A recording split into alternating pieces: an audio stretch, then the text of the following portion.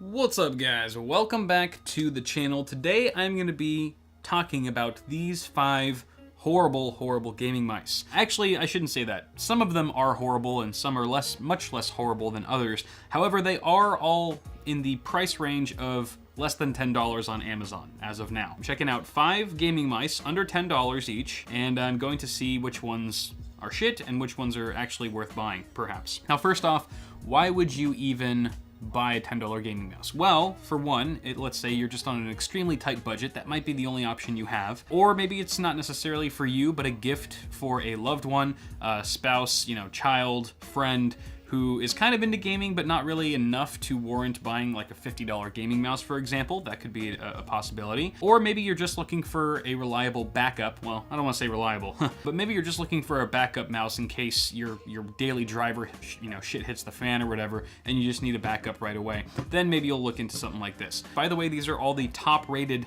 some of the top-rated user-reviewed mice on Amazon, so that's why I picked them. And I've already arranged them here in front of me from my least favorite mouse on your right to my most favorite mouse. And I'm going to be going down the line from worst to best, explaining what works for me and what doesn't. So on that note, why don't we go ahead and take a look at our first contender here, which is the Bengoo. These all have funky names because they're all, Chinese OEM knockoff brands or whatever, and a lot of them are using the same parts and whatnot. But this is Bengoo, and you can always tell it's Chinese OEM crap because it's got like 3 different names. It's got like GameStart, Hemzone, and then the product page on Amazon says Bengoo, so who knows what it's really called. Honestly, the comfort level is fairly good. I like the shape, I like the feel when I put my hand on the mouse.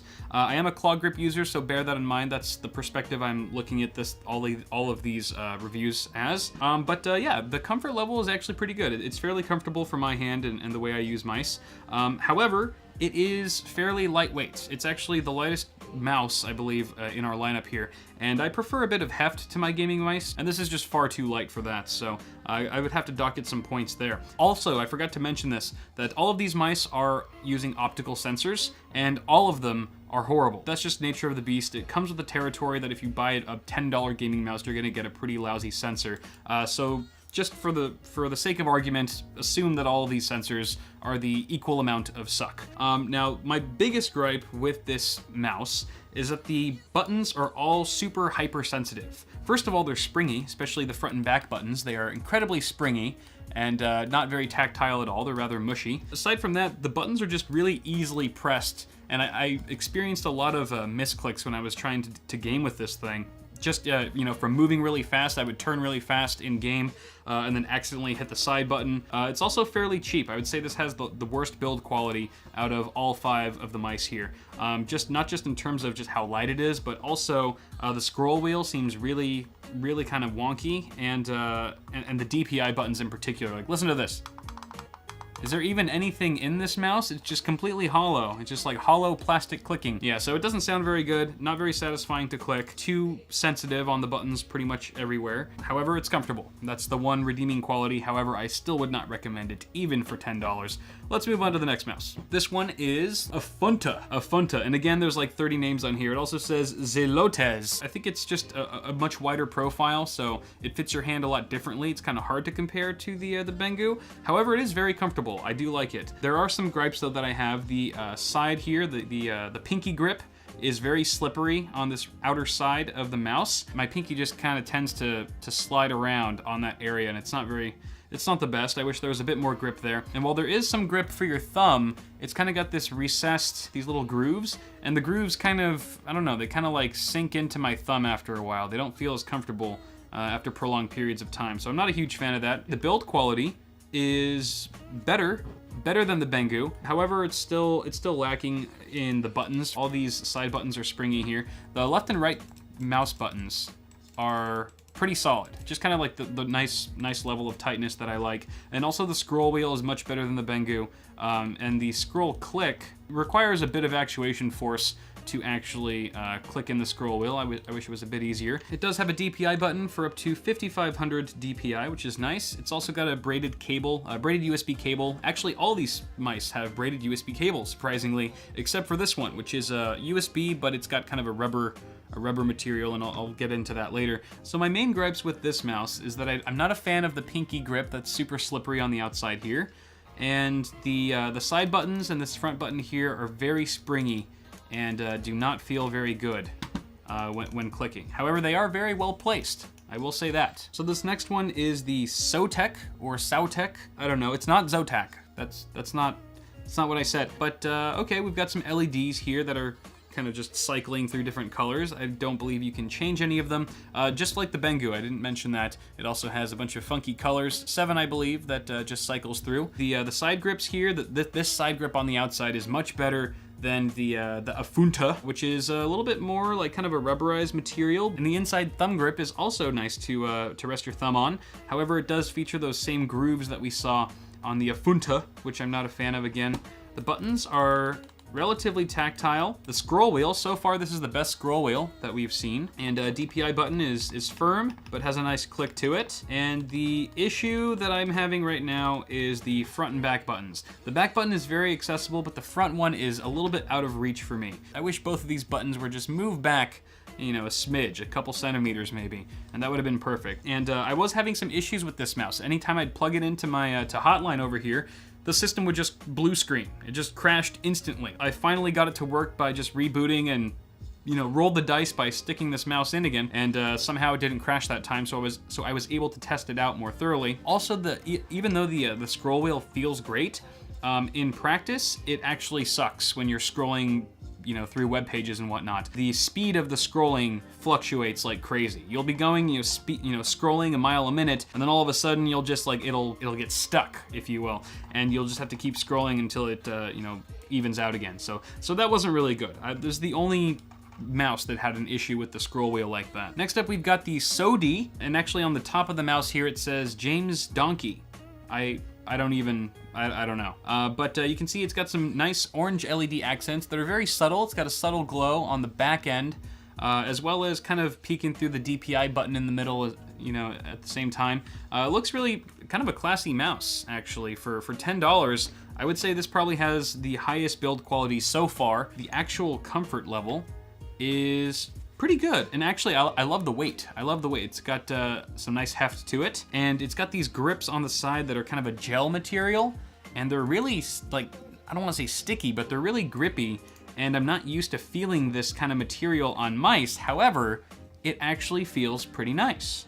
I wouldn't mind using this mouse, just for things. The scroll wheel is also very sturdy. It's not wobbly at all. It's got a nice firm click, and left and right buttons are fairly tight. The side buttons are probably my one complaint here. They're a bit springy, and this does go up to 2000 DPI. I wish it went a little bit more than that. It's also got an on-off switch on the bottom here. Oh, that's just for the LEDs. And again, this is the one mouse that doesn't have a braided cable. Instead, it uses this rubber cable, and it's very strange. I don't know why they used rubber. Maybe it's just to go with the style. However, I think rubber for a cable is not the best because it gets snagged on things easily. There's quite a bit of friction. I'm not a huge fan of that. But overall, this is a very comfortable mouse, and if it wasn't for the crappy sensor, I'd probably even pay more than $10 for it. So that's gonna bring us to our last and my favorite mouse personally, which is the TechNet Raptor. And this mouse looks very similar to the Cooler Master Sentinel. If you remember the CM Storm Sentinel, it looks very similar to that. I'm curious to know if they've got, this working with the same OEM at some point. However, it is different, and it's super comfortable. It is my favorite mouse in terms of comfort level, just because it matches the shape of my hand very naturally. But what really impressed me with this mouse are the switches. The switches for the left and right buttons are incredibly tight, and they feel really good to click. You wouldn't even think that this is a $10 mouse. Also, the front and back buttons, while they're not as high quality, I would say, as the James Donkey over here, they do not feel springy at all. They are simply like, you go less than a millimeter and it's just a click. There's no spring action whatsoever. It's just no bullshit. You press it and it clicks. It's a very satisfying click. Again, they're plastic switches and they're a little bit on the cheaper side. However, it still feels really good and tight. That's what she said. You got a DPI button. I believe this goes up to 2000 DPI as well, just like the Sodi. And again, 6 buttons. It's got blue LEDs all around on the scroll wheel as well as the body, kind of on 3 different areas there. And the scroll wheel is actually fairly nice as well. It's got some loose scrolling action. It's not too rigid, and the scrolling button itself, the scroll click, feels just right. And it does have a little bit of texture on the sides here.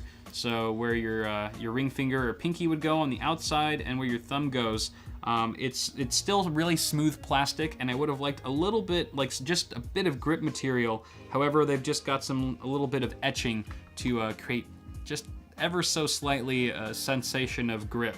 However, it is definitely notably more slippery than the SODI with its gel grips. And it's got a black braided cable, very classic. And overall, super comfortable mouse.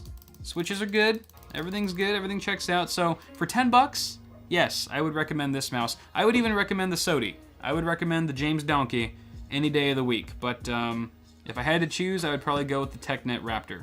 This is by far the best $10 gaming mouse I have ever had the privilege of using. If you guys are interested at all in any of these gaming mice, go ahead and check the description below. I've got links all there. However, be warned, if you pick up any of these 3 mice over here, I am not liable or responsible for any kind of pain that they may cause. I would recommend the James Donkey. Hop on the James Donkey, yo. This mouse kicks ass for 10 bucks as well.